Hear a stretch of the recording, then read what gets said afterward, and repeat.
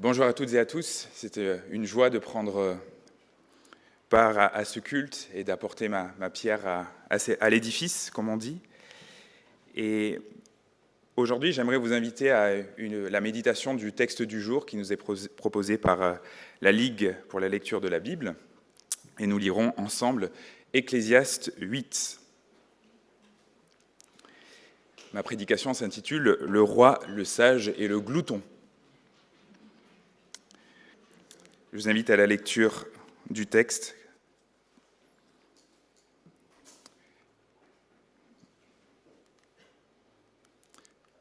Qui est projeté. Qui est comme le sage et qui connaît l'explication des choses? La sagesse de l'homme éclaire son visage et la sévérité de sa face est changée. Je dis, observe l'ordre du roi, et cela à cause du serment de Dieu. Ne te presse pas de t'éloigner de sa présence et ne persiste pas dans une mauvaise cause, car il fait tout ce qui lui plaît. Quelle qu'elle soit, la parole du roi fait autorité. Qui donc lui dira « Que fais-tu » Celui qui observe le commandement ne connaîtra pas de mauvaise cause, et le cœur sage connaîtra le temps opportun et le jugement. Car il y a pour toute chose un temps et un jugement, quand le malheur accable l'homme. En effet, il ne sait point ce qui arrivera. Qui donc lui annoncera comment cela arrivera ? L'homme n'est pas maître de son souffle pour le retenir, et il n'a aucune autorité sur le jour de la mort. Il n'y a point de rémission dans ce combat, et la méchanceté ne donne à ceux qui l'exercent aucune échappatoire. J'ai vu tout cela en prenant à cœur tout l'ouvrage qui se fait sous le soleil. Il y a un temps où l'homme se rend maître de l'homme pour son malheur. Alors j'ai vu des méchants recevoir la sépulture et s'en aller. On venait du lieu saint en oubliant dans la ville comment ils avaient agi. C'est encore là une vanité. Parce qu'une sentence contre une mauvaise action n'est point exécutée promptement. Le cœur des humains, au-dedans d'eux, est rempli du désir de faire le mal. Cependant, quoique le pécheur fasse 100 fois le mal et y prolonge ses jours, moi je reconnais tout de même que le bonheur est pour ceux qui craignent Dieu, parce qu'ils ont de la crainte en sa présence. Mais le bonheur n'est pas pour le méchant, et il ne prolongera pas ses jours, pas plus que l'ombre, parce qu'il n'y a point de crainte en présence de Dieu. Il est une vanité qui se fait sur la terre, c'est qu'il y a des justes dont le sort est conforme à l'œuvre des méchants, et des méchants dont le sort est conforme à l'œuvre des justes. Je dis que c'est encore là une vanité. J'ai donc fait l'éloge de la joie, parce qu'il n'y a rien de bon pour l'homme sous le soleil, sinon de manger, de boire et de se réjouir. C'est là ce qui doit l'accompagner dans son travail pendant les jours de la vie que Dieu lui donne sous le soleil. Lorsque j'ai pris à cœur de connaître la sagesse et de voir le souci que l'on se fait sur la terre, car les yeux de l'homme ne voient le sommeil ni de jour ni de nuit, j'ai vu toute l'œuvre de Dieu. Eh bien, l'homme ne peut pas trouver l'œuvre qui se fait sous le soleil. Ce que l'homme cherche avec peine, il ne la trouvera pas. Et même si le sage prétend connaître, il ne peut pas trouver. Ça va, vous avez pas mal à la tête ?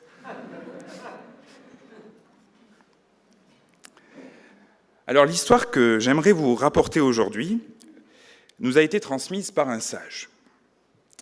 Ce sage, il se fait appeler l'Ecclésiaste, ou le Qoéleth pour les intimes. Toutes ces paroles de sagesse ont été compilées dans un livre qui porte son nom d'ailleurs. Et ce sage a plusieurs histoires pour nous aujourd'hui. Il commence le chapitre 8 de son livre en nous racontant l'histoire d'un roi. Le roi, vous l'avez compris, c'est le genre de roi à qui il vaut mieux obéir. À qui il vaut mieux obéir car il fait tout bonnement tout ce qui lui plaît. Son autorité est absolue et il tire son autorité de Dieu lui-même, à qui il a prêté serment. Alors autant vous dire que ça ne rigole pas à la cour du roi. Le sage, l'Ecclésiaste, nous rapporte que les gens qui se présentent devant lui font bonne figure. Ils font bonne figure et qu'il n'est pas question de faire triste mine devant lui, s'il n'en veut pas s'attirer ses foudres. Il n'est pas non plus question de s'entêter à dire quoi que ce soit qui pourrait le contrarier. Bref, vous l'avez compris, ce n'est pas la joie à la cour du roi. On sait que si l'Ecclésiaste, le sage, nous raconte cette histoire depuis des millénaires, c'est pour enseigner aux hommes et aux femmes la manière dont on doit se comporter devant des figures autoritaires. Car d'une certaine manière, ce roi représente l'exemple type de la personne autoritaire. Alors je ne sais pas ce que vous en pensez, mais moi il me plaît bien ce sage. Car c'est une question toujours d'actualité, n'est-ce pas, que de savoir comment se comporter devant une figure ou un système autoritaire. Et certains d'entre nous en font peut-être encore les frais aujourd'hui. Je relève que, et nous pouvons relever ensemble, que le sage ne prône pas une obéissance aveugle au roi, mais plutôt une forme de non-contestation. Eh bien oui, face à quelqu'un qui s'emporte vite, il n'est pas question de l'irriter. Ça serait bête de perdre la vie face à un roi qui s'emporte vite, non? Alors ne l'irritons pas, nous dit l'Ecclésiaste.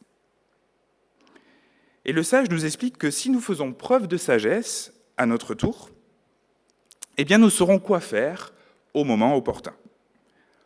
En d'autres termes, Dieu nous donnera les ressources nécessaires en temps voulu. Il nous dit aussi qu'il y aura un jugement, où toutes choses seront jugées. Et ça, c'est plutôt une bonne nouvelle quand on est victime d'autoritarisme, n'est-ce pas? Mais le sage nous dit plus ou moins, attention, ne vous emballez pas, car nul ne peut prédire quand ce jugement aura lieu. Personne ne le sait. Et pour cause, le jugement en question, eh bien, c'est la mort. Et c'est vrai que même pour un roi, même pour quelqu'un d'extrêmement puissant, c'est quand même difficile de prédire le jour de sa mort. Pour autant, nous partageons tous cette même condition. Tout le monde doit un jour mourir, les faibles comme les puissants, et personne, aussi puissant soit-il, ne peut contrôler le souffle qui l'anime. Dans la suite du texte, vous remarquerez que le sage ne parle plus uniquement du roi, mais des puissants. À l'époque, être puissant,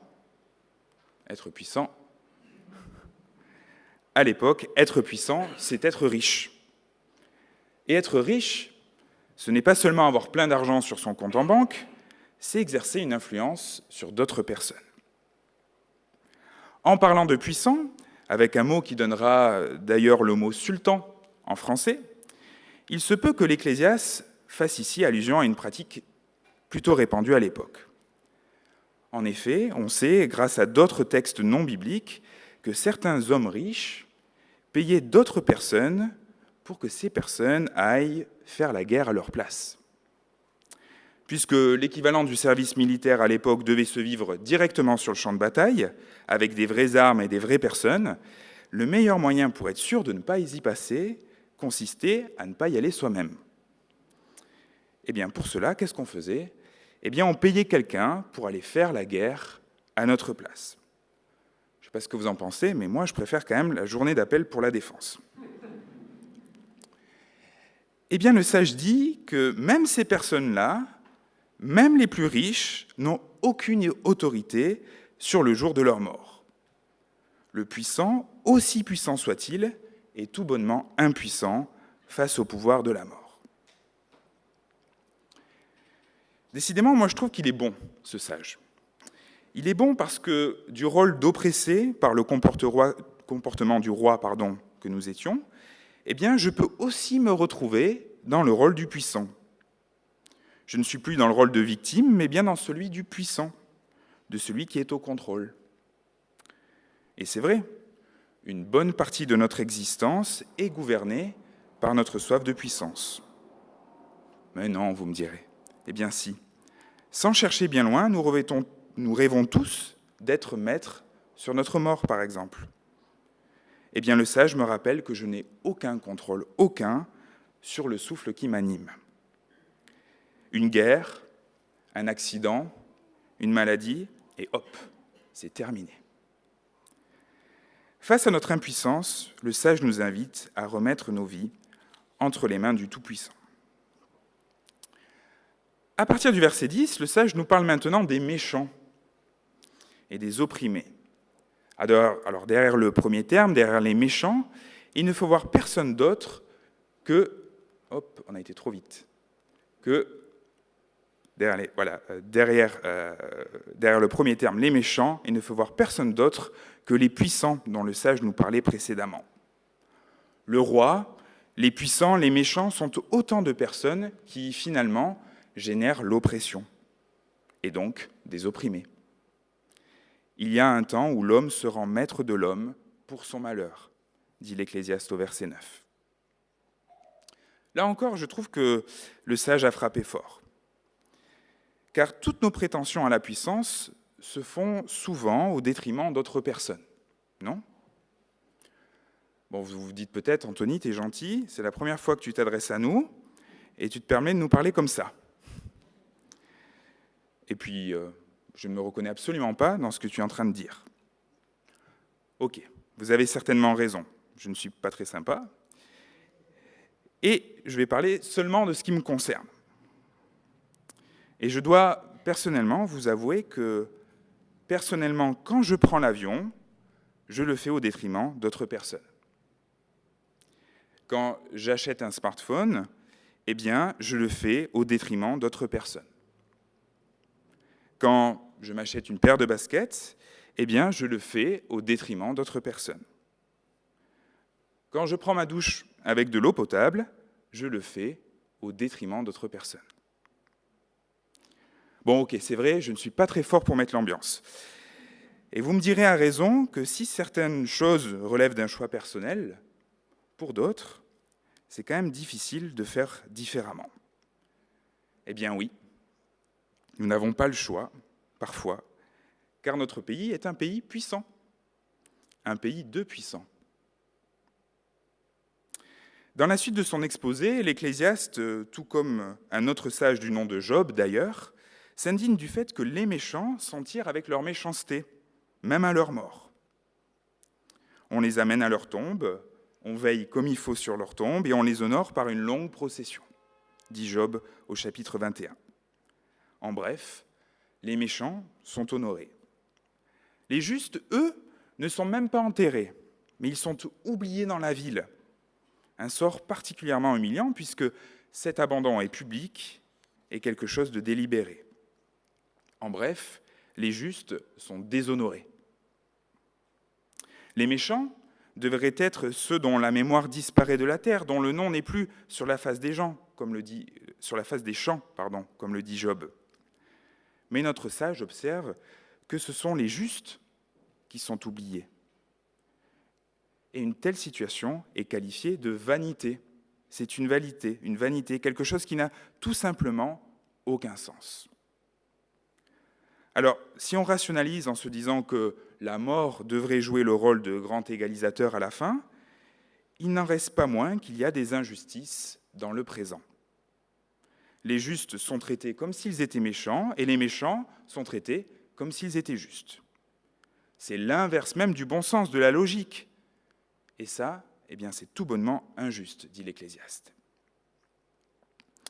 Mais paradoxalement, face à cette impossibilité à contrôler le monde et à combattre tous ces maux, nous ne sommes pas invités à nous résigner ou à déprimer, ou encore à broyer du noir. Non, au contraire, nous sommes invités à nous réjouir. Et on voit bien que c'est impossible, humainement parlant, dans cette situation de se réjouir, et que l'on est bien face à un don de Dieu. Nous sommes invités à nous réjouir pendant tous les jours que Dieu nous donne de vivre, dit le texte. Et même si on passait nos jours entiers à tenter de comprendre les mystères de Dieu, eh bien on n'y arriverait pas. Alors mangeons, buvons, réjouissons-nous pendant les jours de la vie que Dieu nous donne sous le soleil. Non comme des gloutons, comme le suggérait mon titre, non comme des gloutons qui ignorent Dieu, mais comme ces personnes qui expérimentent la crainte de Dieu dans leur vie. C'est ça, faire l'expérience du bonheur selon notre texte. Si les paroles de notre sage s'arrêtent là, et il y a déjà beaucoup à dire, beaucoup à faire surtout, les paroles du sage prennent une toute autre dimension encore lorsqu'elles sont mises en miroir de l'Évangile. C'est comme si les paroles de l'Ecclésiaste prenaient une toute autre dimension lorsqu'on les regardait rétrospectivement à la lumière de l'Évangile.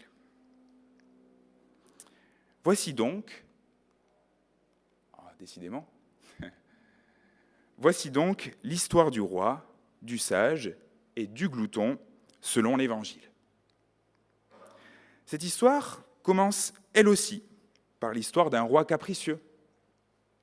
En effet, dès sa naissance, Jésus de Nazareth a lui aussi failli faire les frais des caprices d'Hérode, qui avait décidé d'exterminer tous les nouveau-nés. C'est déjà l'histoire d'un monarque tout-puissant qui ordonne le massacre d'innocents. L'histoire commence comme ça, mais ce n'est pas tout.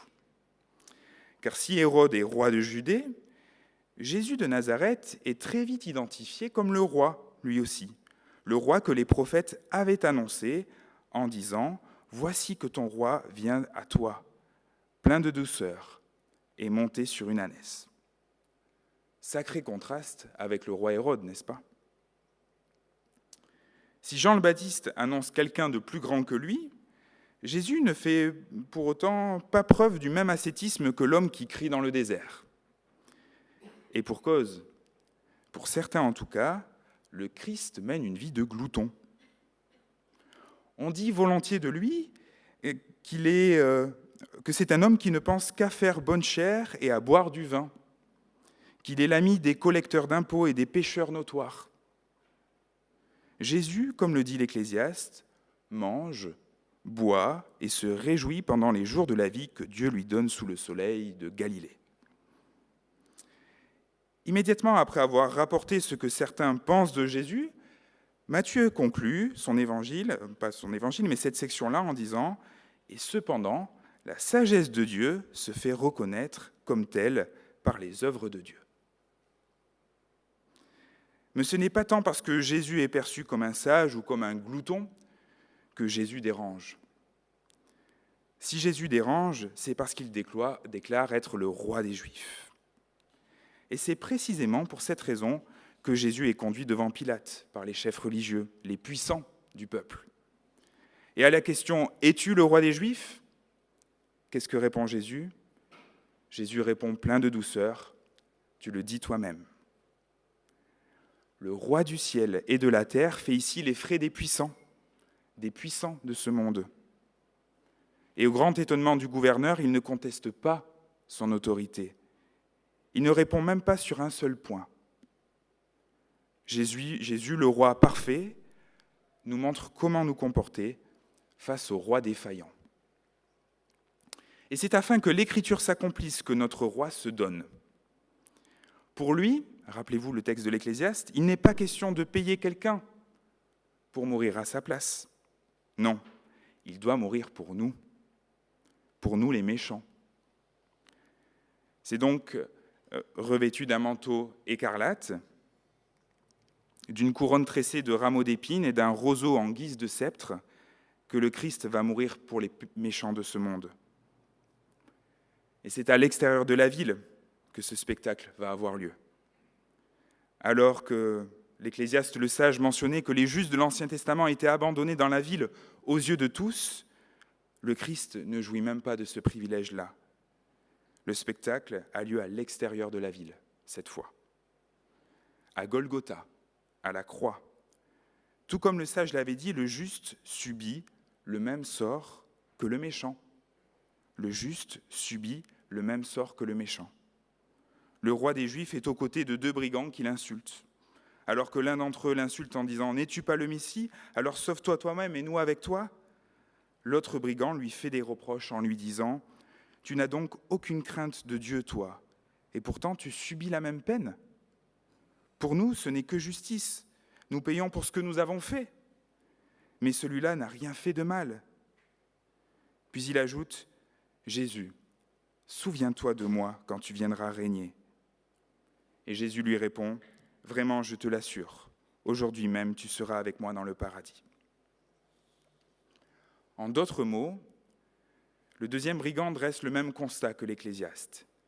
Il est une vanité qui se fait sur la terre, celle qu'il y a des justes dont le sort est conforme à l'œuvre des méchants, et des méchants dont le sort est conforme à l'œuvre des justes. C'est là encore une vanité. Et si Jésus peut répondre au brigand qu'il sera aujourd'hui avec lui dans le paradis, c'est qu'il est le seul à avoir autorité sur le jour de la mort. Et pour cela, il n'a pas besoin d'envoyer quelqu'un mourir à sa place et encore moins faire preuve de méchanceté. Au contraire, en mourant, il meurt pour le méchant. Et c'est en mourant et en ressuscitant qu'il démontre que la mort n'a pas d'emprise sur lui. C'est en mourant et en ressuscitant qu'il accorde la vie aux brigands. Alors que, selon le sage de l'Ecclésiaste, il n'y avait pas de rémission dans ce combat, nous l'avons lu. Éphésiens 1,17 déclare qu'en lui, nous avons la rédemption par son sang, la rémission des péchés, selon la richesse de sa grâce. Alors, chers frères et sœurs, dans l'attente que le Seigneur vienne établir son règne pour toujours, nous brigands, parce que nous le sommes invités à deux choses. Premièrement, si ce n'est déjà fait, il faut reconnaître que nous sommes tous des brigands, que nous faisons le mal alors que nous voulons faire le bien. Et si nous le reconnaissons, alors le Christ nous invite à dire dès à présent, « Seigneur, souviens-toi de moi quand tu viendras régner. » Et dans l'attente de ce jour où le Christ viendra régner pour toujours, où la mort aura disparu, où il n'y aura plus aucune forme de mal ni d'injustice, nous sommes invités à vivre dans la joie du ressuscité. Comme le sage nous y invitait déjà, nous sommes appelés à faire l'éloge de la joie. L'éloge de la joie parce qu'il n'y a rien de bon pour l'homme sous le soleil, sinon de manger, de boire et de se réjouir.